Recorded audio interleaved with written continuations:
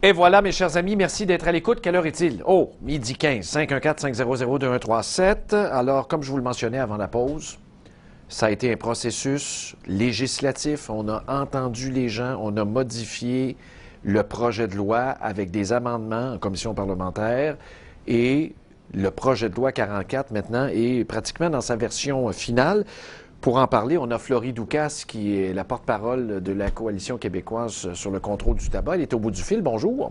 Bonjour, M. Gendron. Bon, là, finalement, on en parle de temps en temps. C'était, comme on appelle, on dit ça un ongoing process, mais là, c'est terminé quant à la version sur laquelle on va pouvoir se fier pour les prochaines années. Là, c'est pas mal fini, le travail, là. Oui, là, on attend que ça retourne en Chambre, à l'Assemblée nationale, puis normalement, ça devrait se faire, en tout cas, nous, on l'espère vraiment avant les fêtes. Donc, vous étiez allé en commission parlementaire parce que ça sert à ça, une commission. On regarde le projet initial, on propose des modifications, les gens s'obstinent, oui, non, des experts.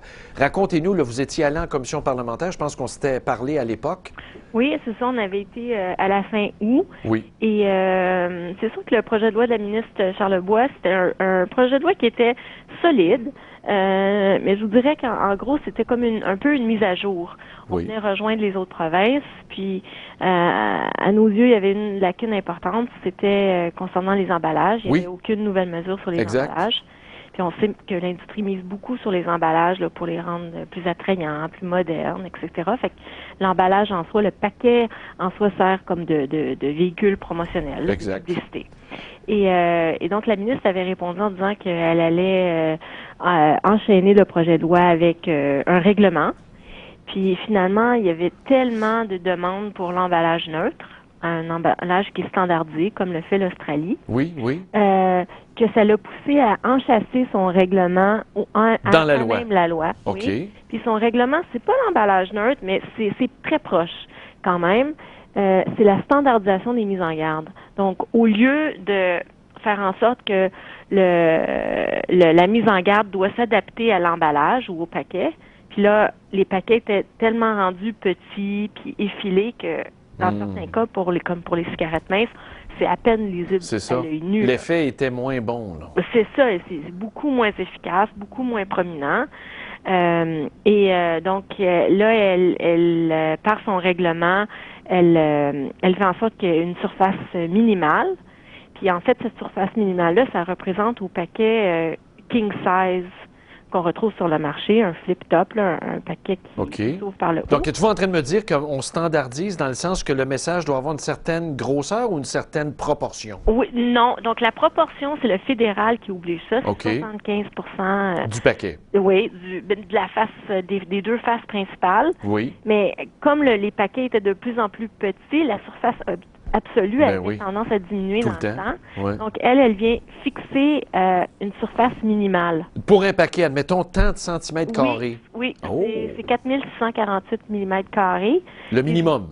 Oui, ça, c'est le minimum. Puis, fait que ça a pour effet d'éliminer plusieurs petits paquets du marché parce qu'ils pourront pas comprendre une mise en garde là, de cette non, puis même là, pour les jeunes, là, évidemment, je dis peut-être n'importe quoi, mais ou tu sais, pour les gens moins fortunés, c'est épouvantable ce que je vais dire là, mais je suis sûr que c'est un attrait, un petit paquet de dire, bah, m'en prendre un petit, ou tu sais, la personne qui arrête de fumer, bah, m'en prendre un petit. Tu sais, psychologiquement, c'est bon ça qu'elle ait agi là-dessus.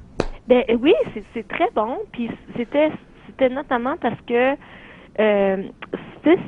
c'était des paquets qui rendaient la mise en garde plus discrète.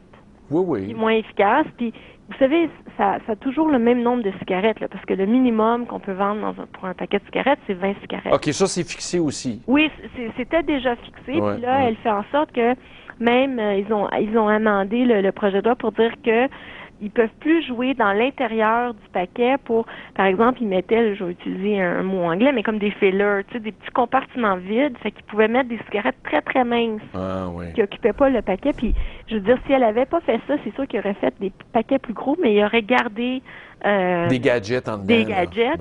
Puis, en fait, elle les oblige à comprendre le nombre maximal d'unités par paquet, selon le diamètre de chaque unité.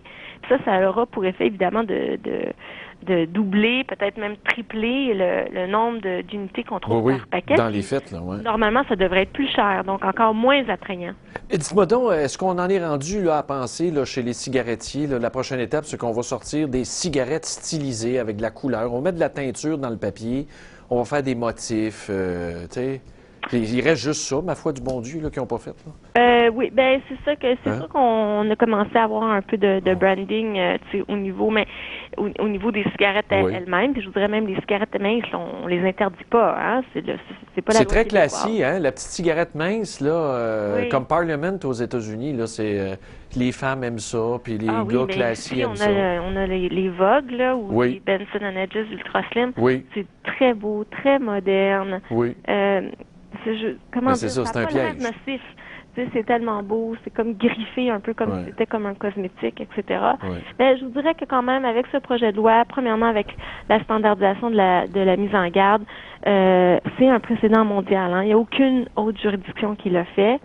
C'est pas l'emballage neutre, mais nous, on pense que ça va avoir des effets qui sont quand même, somme toute, peut-être pas comparables, mais des effets importants pour diminuer là, tout le Probablement. Pour les jeunes là, qui fonctionnent très, là, la génération du 2 puis du 3.0 sont très imagés. Là, ça va rentrer en vigueur. Vous allez me dire, oui, mais il faut adopter la loi finale au Parlement, c'est vrai. Bon, avant Noël, est-ce qu'il y a une date prévue pour tout mettre ça en œuvre, ces changements-là? Donc, ça serait... donc, il y a des dates différentes pour la distribution des produits, la fabrication, la distribution puis la vente. Là, mais ça voudrait dire qu'un an après l'adoption du projet de loi, tous les paquets vendus ici devraient comporter au moins la surface minimale de la mise en garde. Donc ça, je vous dirais, ça c'est un élément extrêmement important puis nouveau à la loi sur le tabac. Mais aussi, je pense qu'il faut pas oublier que on est allé aussi chercher des mesures de mise à niveau qui étaient importantes, qui vont changer dans le quotidien des gens, qui assurent une meilleure protection, par exemple, notamment pour les jeunes puis les enfants. Dans les automobiles? Oui, dans les autos, sur les terrains de jeu. Oui, c'est vrai. Dans les terrains sportifs, tous les terrains sportifs qui accueillent les jeunes. Et ça, c'était une mesure, là, souvenez-vous, M. Gendron, on en avait brièvement parlé, mais que même les municipalités appelaient la ministre à intervenir à ce niveau-là. Oui. On est allé aussi... Mais la question des écoles, là, je ne sais pas si ça a été abordé par réglementation ou par loi rapidement, c'est parce que ça avait créé une problématique à l'époque. Là. Ben là, on les repoussait à l'extérieur de l'école, mais là, admettons, ils se ramassaient dans le cours du centre d'achat, la chicane pognée avec le propriétaire du centre d'achat. Là, après, ils s'en allaient dans le skatepark, là, ça devenait un terrain municipal. OK, on va vous faire une place. Puis là, ils disaient, mais t'as pas de cœur, tu fais une place à des fumeurs. Oui, mais où est-ce que tu veux que je les mette, là? Dans mes culottes? C'est vrai. Je vous dirais que ça a été, pour la mise en œuvre de cette mesure-là en 2005, là, à l'automne 2005, c'est vrai que ça n'avait pas été aussi facile que pour d'autres mesures, mais avec le temps, ce que le rapport de mise en œuvre de la loi nous avait indiqué, c'est que ça s'était beaucoup amélioré. Oui, ça s'était estompé par la suite, vous avez raison. Il n'y a plus la crise qu'on avait vécue à l'époque. Non, c'est ça. Puis, faut s'attendre des fois avec des changements comme ça. Il y a des accommodements. Oui, il va y avoir, parfois il va y avoir un petit peu au début, c'est de la difficulté, mais par la suite, les difficultés s'estompent, puis les gens changent leur comportement, puis c'est le but des lois. Et même à ce niveau-là, maintenant, il sera interdit de fumer sur les terrains des écoles primaires et secondaires en tout temps, pas juste au moment où... C'est une bonne affaire. Oui, donc c'est une très bonne chose. Parce que les jeunes, on sait, ça troupe, hein, là, même avant ou après l'heure des classes. Puis même au niveau là, de la pollution, les mégots de cigarettes, c'est l'enfer. C'est ça, c'est pas pour les protéger contre la fumée secondaire, mais c'est pour les protéger contre l'imagerie, contre la normalisation du tabagisme. Oui, la banalisation. Donc c'est une très bonne chose. Mais là, votre prochaine bataille, là, avec la légalisation du pot, je sais, ça va être encadré, on ne pourra pas fumer ça partout, dans la rue, ici et ça. Mais admettons, en matière de tabagisme, là, tout le monde nous dit « Oh, mais un joint, ça vaut 20 cigarettes. » Puis, tu sais, scientifiquement, dans ce débat-là, j'espère qu'on va pouvoir nous éclairer. C'est sûr qu'il y a des dangers. Tu t'envoies de la fumée en dedans, là, peu importe ce que tu t'envoies, là. Bien, c'est sûr que, je vous dirais premièrement, au niveau de la loi sur le tabac du Québec, tous les produits fumés tombent là, on peut pas, là où on ne peut pas fumer la cigarette, on ne peut pas fumer d'autres produits non plus. Ah non. Ça, je vous dirais ça. Mais Parce que ça inclut le vapotage. Là. Oui, et ça, c'est une grande nouveauté au niveau. Il y a un certain encadrement au niveau de la cigarette électronique maintenant au Québec. On ne pourra plus la vendre à des mineurs. On ne pourra plus voir ces produits-là étalés dans les dépanneurs. On pourra juste voir de l'étalage dans des boutiques spécialisées. C'est ça. C'est parfait, ça. Oui, c'est ça. Donc, les fumeurs qui veulent avoir accès à ces produits-là puis les utiliser comme moyen de cessation, ça reste disponible, mais on veut contrôler de la promotion pour s'assurer que ça ne devient pas... Mais vous, là, en terminant, là, évidemment, ça s'en vient le débat. Là. Déjà, il y a des groupes de réflexion qui se mettent en place pour la transition vers la légalisation. J'imagine, je vous pose la question de même, là, mais vous allez être interpellé, j'imagine. C'est une bonne question. Je voudrais, au niveau de la Coalition québécoise pour le contrôle du tabac, nous, on n'a pas ce mandat-là. Non. Vous savez, nous, on a quelques 475 organisations qui endossent la plateforme des mesures réclamées par la Coalition. Donc, ça, c'est en quelque sorte nos balises, puis ça nous permet pas d'aller sur d'autres enjeux. Comme sur mais ça va se transformer parce que les gens... le risque que ça devienne une banalisation aussi, parce qu'il y a des effets, je suis sûr qu'il y a des effets sur la santé. Tu sais, quand les gens disent « Hey, le pot, ça guérit tout », là, c'est pas vrai, là. Oui, non, je pense que il y a des enjeux importants, puis c'est sûr que ça va demander de la réflexion. Je pense qu'il y a des gens qui déjà sont en train de réfléchir puis de proposer des choses, mais ce sera certainement pas un grand enjeu à ce niveau-ci pour la Coalition. Nous, on n'a pas de mandat qui nous permet d'aller... Bon, c'est un dossier fédéral aussi. Alors, Québec va se faire sa tête. Bien, merci bien d'avoir partagé ça.